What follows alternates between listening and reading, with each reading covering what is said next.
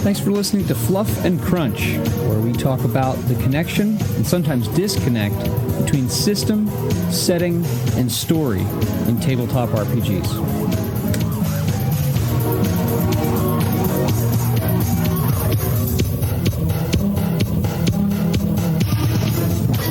Thanks as always for listening to Fluff and Crunch. I haven't posted in the last few weeks because of things, life things, show-related things, all kinds of things, which I'll address in brief here. You know that Chris has gone part-time or something like that in terms of his availability to be the other host or co-host with me for the show, and it's tough actually changing gears from a two-person show where you're working with one another to develop topics and work on them, and then actually do the episodes, and you're doing them all by yourself. So a little bit of a change there. And then life's been busy. So I have not posted anything, but I've had some ideas kicking around in my head about some changes to format. What it looks like I'm going to be doing here in the near term is staying weekly, picking up with today, staying weekly on Wednesdays. And most of the episodes will likely be just me, and they will be shorter. I'm going to focus maybe 10 to 15 minutes, maybe 20 on the outside, and then periodically have guests on to talk about different kinds of things. And I'm lining up some episodes along those lines. But there's something that's been eating at me, and I realized that this topic eating at me it fits within a greater category. So I thought to myself, hey, why don't I string together a couple episodes about this category, about this bigger idea, and then I can put to rest this thing and some of these other things that have been eating at me when it comes to gaming. Before I get to that topic and this category or this overarching issue, I encourage you to subscribe if you're watching this on YouTube. Subscribe if you are more of a podcast listener. The links are in the notes below. And make sure that you get our episodes every week, uninterrupted. Anyway, the big picture category, how to make your game, your tabletop game, most likely from a GM's perspective, but this is applicable to anybody, the best that it could be. Maybe that's a lofty goal, but I don't think anyone does sit down and think, well, I'm aiming for mediocre. I hope you're not aiming for mediocre. I mean, I think there's a point where you're striving for or seeking some murky thing called excellence, where you can, you sacrifice the good in pursuit of the perfect, which you never then achieve, and you end up with disappointment. But I think that you should always try to make the game the best that it can be. You know, the one resource in our life that we absolutely 100% cannot get back, it's time. And when you sit down to prepare, whether you're a GM or a player, and when you sit down to play, hopefully live around a table with other human beings, that's time you can never get back. And so you want to spend your time, and you want to cooperatively spend time with others, or I think you should approach it thinking, I want to make the best I can out of this afternoon, this evening, this whatever. So my idea is this is me reflecting actually on some things that have been going on in my game over the last couple of months. And it's easy to get complacent. It's easy to get sloppy and lazy and that kind of thing. And the quality can taper off. So I've been putting a lot of thought into how can I make sure that what I'm doing and what I'm trying to foster as a GM is the best that I can be. So that's what this series is going to be. I'm going to hit on a number of different topics that I think are crucial for thought and for effort that feed into or hopefully lead to jointly the best game that you can have. The first one I'm going to talk about is engagement at the table. Engagement. What do I mean by that? I mean by engagement that everybody at the table is focused primarily on what is going on in the game at the table at that point in time. Now, if you are playing remotely, you're playing through some kind of virtual system or whatever, obviously the table is figurative or it's virtual. But my point about engagement is that it's rooted in focus. It's rooted in the focus that each individual must choose to have in order to be engaged, okay? The vast majority of these games we play have some kind of turn system. We know this. And it's really easy to lose focus when it's not your turn. Now, for the GM, And Chris and I talked about this a long time ago. One of the great things about being a GM is that it's never not your turn, figuratively. And I don't mean that from like I like to be, center stage or some garbage like that kind of thing. But I like to be engaged with all aspects of the story. So in that respect, I'm always on, and I like that. But as a player, take combat. It's going to be your turn, and then it's not going to be your turn. It's easy to be engaged when it is your turn. However, it is also, if you want to be truly engaged with the game and the other human beings at your table, you must be engaged when it is not your turn. You've got to be paying attention to what other people are saying and what other people are doing. You've got to pay attention to the map. You have to, if there's a map or something like that, you should stop other people, including the GM, periodically and ask questions to clarify, to make sure you understand what is going on. Because if you don't, if you just sit passively and you wait for your turn to come around, you're more than likely to check out of what's going on. And you're not actually paying attention to what other people are doing. Think about this. If you are playing the, let's go with the bog standard, party of adventurers, some kind of D&D, some kind of high fantasy game. And you're these, great adventurers, and you've gone on lots of adventures, which means you've like broken into a bunch of you've done a lot of breaking and entering and like armed robbery. You know what the other characters are all about. You know what the wizard can do and how the wizard you know what the rogue, thief, you know what the whatever. You know what these different members of the party do because you're their compatriot.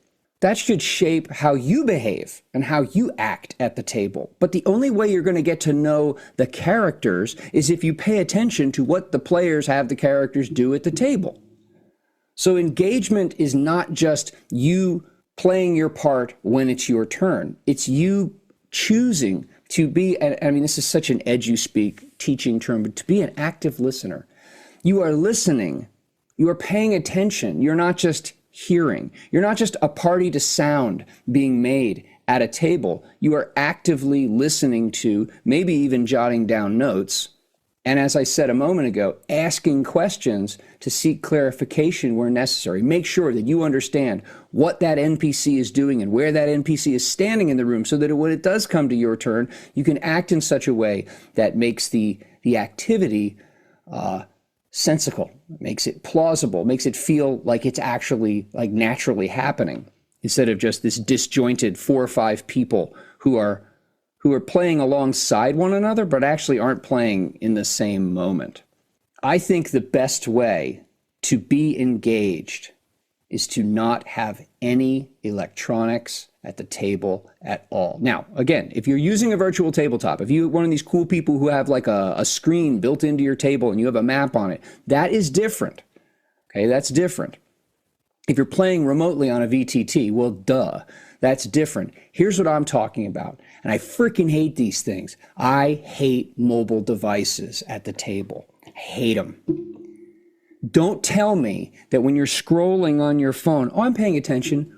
Bullshit. You're not paying attention. You're half paying attention. We know how your brain works. It really can't pay attention to 2 things simultaneously, not things of some kind of higher cognitive demand. It doesn't work that way. And so the moment you turn your attention to your phone to piddle screw around on social media, you are not paying attention to the people at the table. You are not engaged. You can't contribute. And the other thing too is you actually can't get back out of the game what it has to offer you because you are constantly unplugging yourself. Imagine like sitting in a conversation with some friends and you keep getting up and leaving the room and then coming back. Oh yeah, I'm totally involved. No, you're not. Don't kid yourself. Now, some people say, oh, well, I use, character sheet in my bull. Yeah, sure, you can use a character sheet on your iPad or your phone or something like that. I don't trust you. And I don't think you should trust you. Those damn devices are made to be little distraction vacuums that suck up your attention and lead you. Oh, a notification. Someone said something about that stupid crap I put on whatever social media platform I'm using this week. So I got to go check. Oh, I'll just check it real quick. Bull. You're not paying attention. You are robbing yourself of the best game you can have, or at least a good game. And you're also you're being rude to the other players because you're treating them as you are treating them as objects, not subjects. Okay? You're actually not treating them as people. because you are only paying attention or paying full attention or something close to it when it's your turn, when you're in the spotlight. And also from a GM's perspective, and here's where the steam comes out of my ears. Your GM spends a hell of a lot more time preparing for that game than you do. So when you show up and you don't pay attention and you aren't engaged and you're not giving to the game what you can because you're looking at whatever on your phone or checking, last